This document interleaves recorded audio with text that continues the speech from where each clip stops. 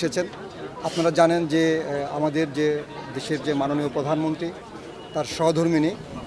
Doctor Zubaida Rahman, তিনি বিশিষ্ট cardiologist এবং তিনি এই ঢাকা মেডিকেল কলেজেরই K43 ব্যাচের মানে বেশ মেধাবী ছাত্রী ছিলেন এবং তিনি কিন্তু আপনারা যে অপোজিটে দেখতে পাচ্ছেন সেই হোস্টেলে কিন্তু তার একটু রুম ছিল এবং সেখানে তিনি অবস্থান নিতেন, থাকতেন সেখানে। তার এই আবাসনটি ছিল এখানে এবং এই ঢাকা মেডিকেল কলেজের গ্রাউন্ডে তার দীর্ঘদিনের পদচারণা এবং সে এখান থেকে পরবর্তীতে পোস্ট গ্রাজুয়েশনের জন্য সে চেষ্টা করেছেন এবং সে পোস্ট গ্রাজুয়েশন MD কার্ডিওলজিতে সে চেষ্টা করেছিলেন এবং তখন আপনারা জানেন যে পরবর্তী সময়ে যখন 111 চলে আসে এবং তার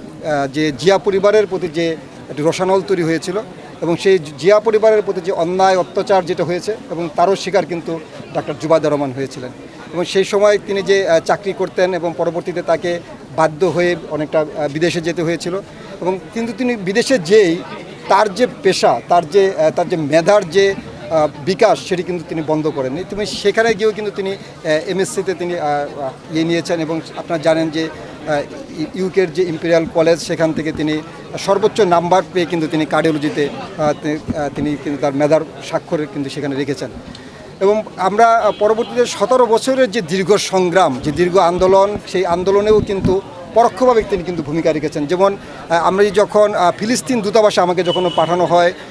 তাদের যে একটি তারা যখন ফিলিস্তিনে যে আমরা যখন সাহায্য দিয়েছিলাম বাংলাদেশ জাতীয়তাবাদী দলের পক্ষ থেকে, সেটার নেপথ্যে কিন্তু তিনি কাজ করেছিলেন এবং সেখানে কী ধরনের প্রোগ্রাম করব, কি কাজ করব, সেই ব্যাকগ্রাউন্ডে তার যে কাজ করা সেটি কিন্তু সবসময় তার সেই অংশগ্রহণ, তার রাজনীতিতে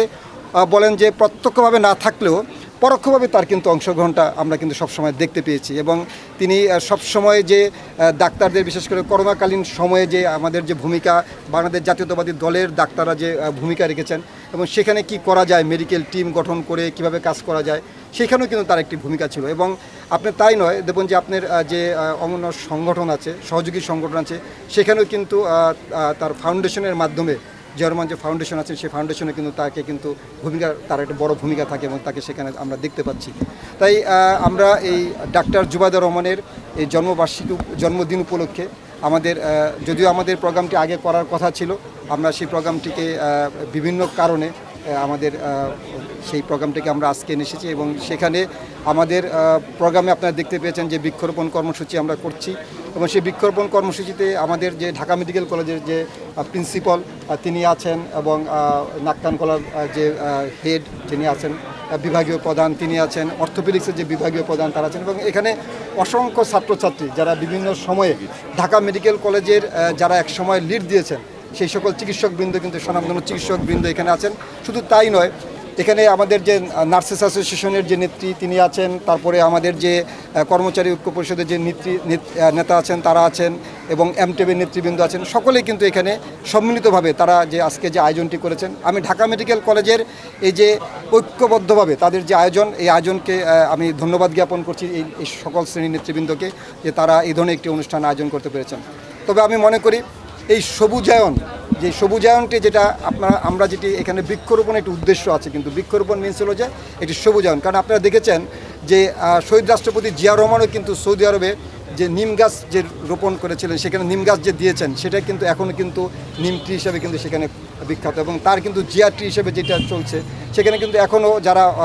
হজ করতে যান তারা কিন্তু সেখানে কিন্তু